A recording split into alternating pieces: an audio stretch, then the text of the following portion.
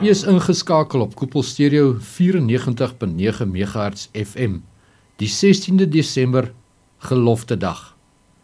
Die oorspronklike Nederlandse bewoording van die gelofte lui as volg: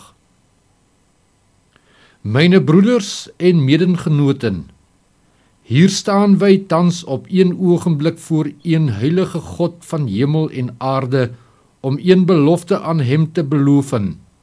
As hy zijn beskerming met ons sal weesen, en ons vyand in ons handen sal geven, dat wy hem oorwinnen, dan wy die dag en datum elke jaar als een verjaarsdag en een dankdag, zoals een Sabbat, in zijn eer sal doorbrengen, en dat wy een tempel tot zijn eer stichten sal.